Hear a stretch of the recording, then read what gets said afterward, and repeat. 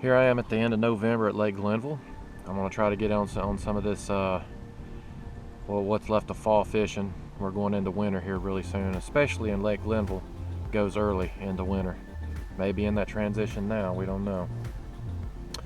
So, it was 27 degrees when I got up this morning. Not sure what the water temperature is, but I got a few spots I want to try out first, and we'll see how it goes.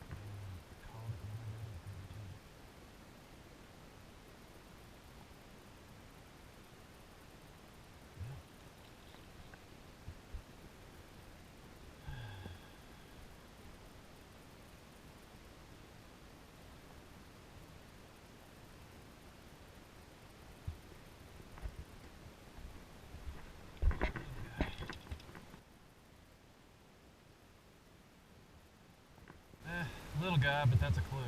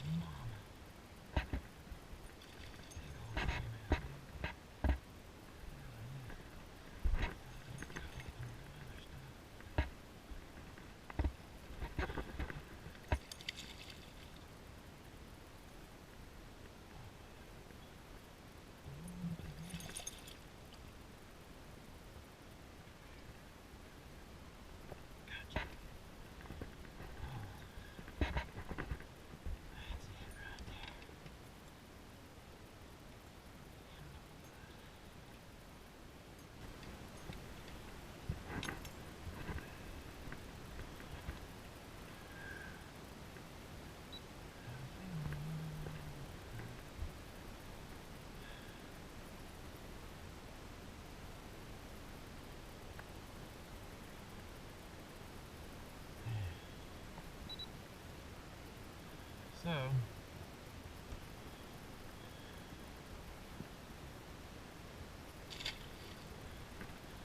I've been catching them on, seems like jerkbaits and nothing else, but I caught a female trying to get warm in that lay down over there in some wood. I'll run it back in there and see if I can find something else. Alright, so it's been kind of slow today. The jerkbait and the spinner. Spinnerbait definitely got me the biggest one. It seems like they're in the main lake, either on grass or they're warming up in some wood. But it's been really slow. You had to really work for them. Got a few more hours, so just thought I'd check in with you and let you know how it's going.